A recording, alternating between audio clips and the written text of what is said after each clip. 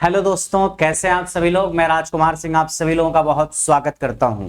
दोस्तों, आप लोग अपनी तैयारी में व्यस्त हैं और उसी तैयारी में चार चांद लगाने के लिए वैकेंसी भी आ गई है। आईटीआई इलेक्ट्रीशियन ट्रेड की वैकेंसी आई है, फिटर की वैकेंसी आई है और इलेक्ट्रॉनिक ट्रेड की वैकेंसी आई है, इंस्ट्रूमेंट ट्रेड की। तो अगर आपने आईटीआई की है इलेक्ट्रीशियन ट्रेड से या फिटर ट्रेड से या फिर आपकी ट्रेड इंस्ट्रूमेंट है, तो आप आईटीआई के एग्जाम के थ्रू अपने सपनों को पूरा कर सकते हैं। यूपीआरवीएनएल में वैकेंसी आई है टेक्नीशियन की, आप देख सकते हैं। उत्तर प्रदेश राज्य विद्युत उत्पादन निगम लिमिटेड यूपीआरवीएनएल में वैकेंसी आई है टेक्नीशियन की। पूरा एडवर्टीजमेंट आप पढ़ेंगे तो आपको सारी जानकारी मिलेगी। अगर मैं अभी सीट्स की बात करूं तो आप देख सकते हैं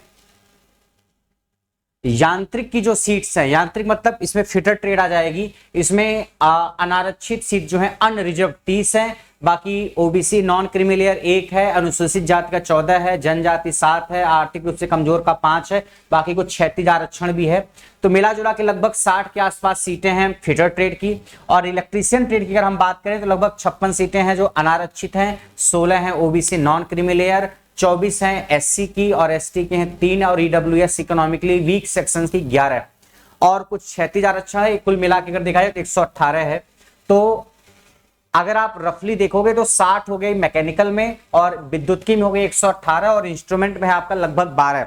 यानी सबसे ज्यादा संख्या जो सीटों की है वो इलेक्ट्रीशियन ट्रेड में है और नंबर 2 पे है यांत्रिक, उसमें फिटर ट्रेड वाले फॉर्म फिल कर सकते हैं और फिर इंस्ट्रूमेंट ट्रेड। तो जो भी इलेक्ट्रीशियन ट्रेड के बच्चे हैं वो इस नौकरी को पाने की अगर कोशिश कर रहे हैं तो कुछ महीने पढ़ करके अपने सपनों को पूरा कर सकते हैं। तो ये सीटों की संख्या हो गई और इतनी सीटें पर्याप्त हैं। अगर आप मेहनत करके एग्जाम में सेलेक्ट होना चाहते हो तो इतनी सीटें ठीक ठाक है जिसमें अपना जौहर दिखा सकते हो। जब सीटें 2-4 होती हैं थोड़ा सा मुश्किल होता है, मगर अगर 100 के आसपास सीटें हैं, 50-60 सीटें हैं, तो जो बेहतर बच्चा है अपने आप को वहां पे एक्सप्लोर करने के लिए एग्जाम को जरूर अटेम्प्ट करना चाहिए। इस फॉर्म में को फिल करने के लिए अगर आप यूपी के हैं तो फॉर्म को आप फिल कर ही सकते हैं। अगर आप यूपी के बाहर के हैं, अगर आप बिहार के हैं, हरियाणा के, मध्य प्रदेश के और इस फॉर्म को फिल करना चाहते हैं तो भी आप कर सकते हैं। बस आपको अनरिजर्व कैटेगरी में फॉर्म को फिल करना होगा, आपको किसी रिजर्वेशन का बेनिफिट नहीं मिलेगा। मान लीजिए बिहार में है और आप ओबीसी कैटेगरी में आते हैं या एससी कैटेगरी में आते हैं, लेकिन जब आप इस फॉर्म को फिल करेंगे तो आपको सामान्य कैटेगरी की तरह ट्रीट किया जाएगा, रिजर्वेशन का कोई बेनिफिट नहीं मिलेगा। लेकिन हाँ, फॉर्म को आप फिल कर सकते हैं। यानी यूपी का कोई जनरल बच्चा जैसे है सामान्य कैटेगरी का, ऐसे बाहर के किसी राज्य के बच्चे को ट्रीट किया जाएगा। कोई पार्शियलिटी नहीं है, बस बाहर के बच्चे को रिजर्वेशन नहीं मिलेगा, बस यही है। तो दूसरे स्टेट के जो बच्चे हैं वो भी इस फॉर्म को फिल कर सकते हैं। और इसके अलावा और कुछ खास चीजों की मैं बात करूं, सैलरी वगैरह तो आपको पता ही है। देखो, एक तो है आपका फिटर ट्रेड वाला और इलेक्ट्रीशियन ट्रेड है और इंस्ट्रूमेंट ट्रेड है। ट्रिपल सी का सर्टिफिकेट आपके पास होना चाहिए। 80 घंटे का जो ट्रिपल सी का सर्टिफिकेट है वो आपके पास होना चाहिए। जब आप फॉर्म को फिल कर रहे होंगे उस वक्त आपके पास सर्टिफिकेट होना चाहिए। कई बार बच्चे कंफ्यूज होते हैं, सर वैकेंसी आ गई है, क्या अब हम ट्रिपल सी कर लें क्या?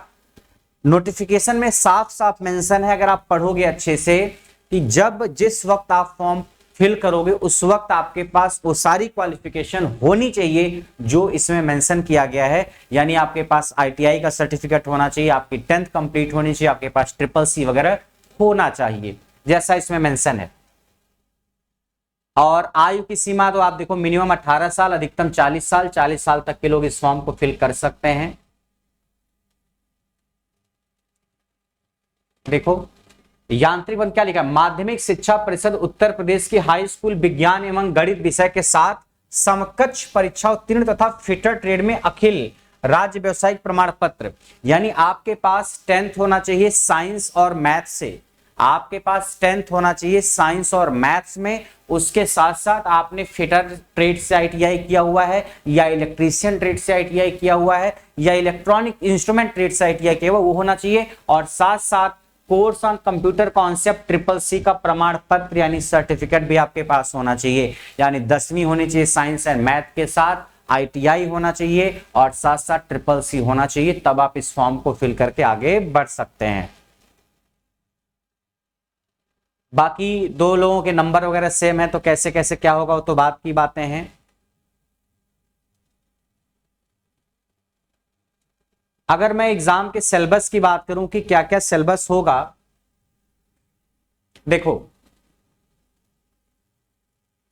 अवधि जो है परीक्षा की आपकी 3 घंटे की होगी, 3 घंटे की अवधि होगी, यानी 3 घंटे का आपको टाइम मिलेगा और टोटल सवाल होंगे 200। अभी मैं चर्चा करता हूं क्या क्या सवाल होंगे।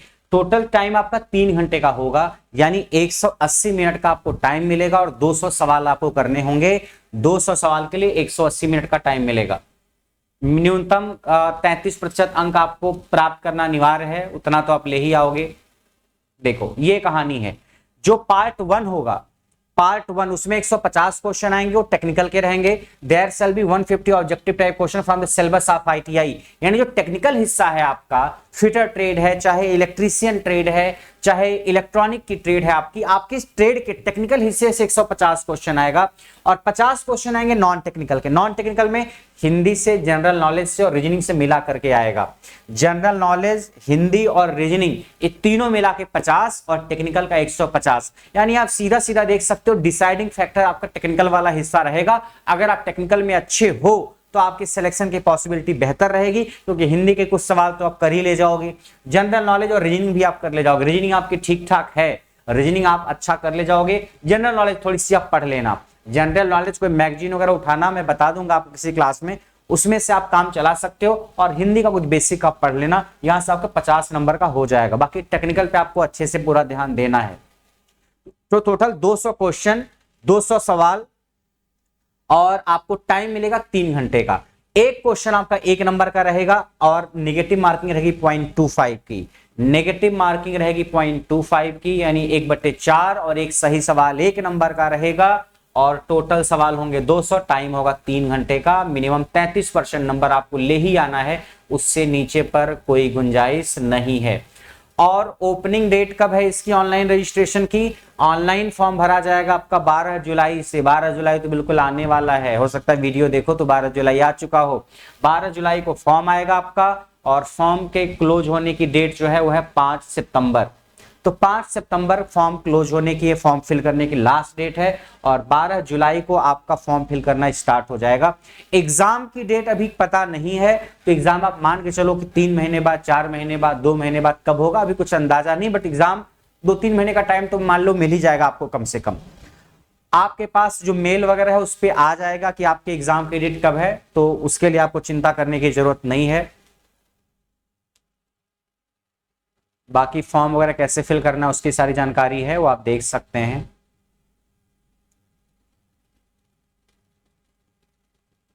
ठीक है, आपको अगर और कोई जानकारी चाहिए तो www.uprvunl.org पर आप जा सकते हैं। अगर आपको और डिटेल में जानकारी चाहिए तो वेबसाइट है www.uprvunl.org। इस वेबसाइट पे जाकर के आप और ज्यादा जानकारी इकट्ठा करना चाहते हैं तो भेज सकते हैं। ठीक है, तो इस एग्जाम की अगर मैं मेन सार की बात करूं तो आपको 150 क्वेश्चन टेक्निकल का है, जिसकी तैयारी बहुत दिल से करनी है, बहुत अच्छे से करनी है। 50 क्वेश्चन नॉन टेक्निकल में है, जिसमें हिंदी आएगी, रीजनिंग आएगी और जनरल नॉलेज आएगी। तो ये जो नॉन टेक्निकल का हिस्सा है, कुछ लोगों का तो बहुत अच्छा है, जिन लोगों का थोड़ा सा वीक पोर्शन है तो रीजनिंग को थोड़ा सा ठीक कर लो। हर जगह ही रीजनिंग आती है तो पढ़ लो अच्छे से। और हिंदी जो है आपके यूपीपीसीएल में, जेई में भी आ जाती है, आईटीआई में भी आ जाती है, तो हिंदी भी ठीक ठाक तरीके से पढ़ ही लो। आसान है, एक बार पढ़ लोगे तो सवाल होते रहेंगे। जनरल नॉलेज अगर आपने नहीं पढ़ा है, नहीं इंटरेस्ट है, थोड़ा सा उसको पढ़ लो। बहुत ज्यादा समय नॉन टेक पे मत दे देना कि पूरा नॉन टेक ही पढ़ रहे हो।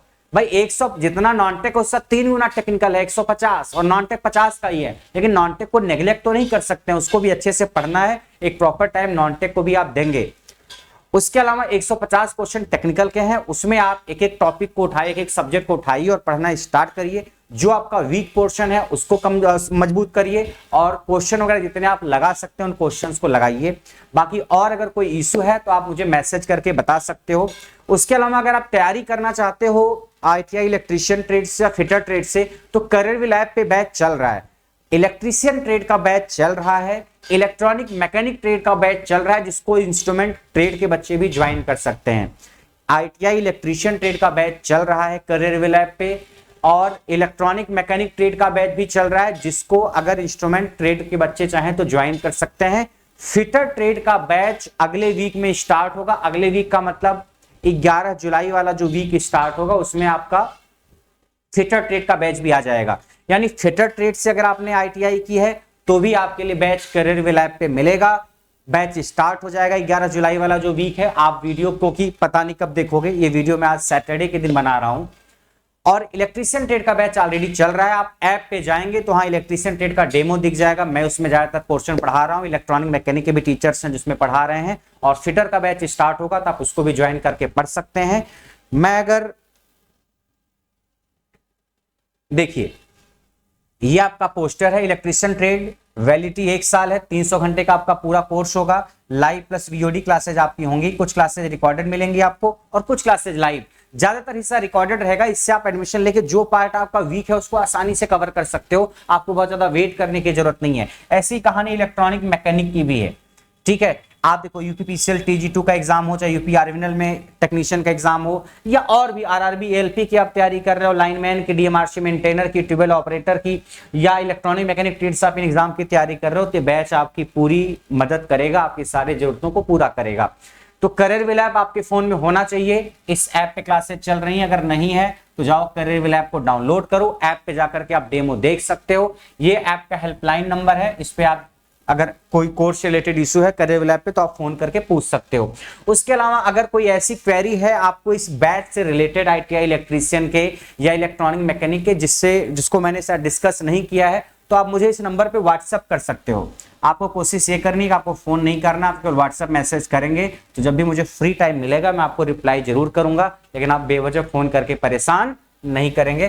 ठीक है, तो इस पर आप व्हाट्सएप मैसेज कर देंगे। अगर बहुत इमरजेंसी है तो आप फोन कर सकते हैं, बट बेवजह फोन नहीं करेंगे आप।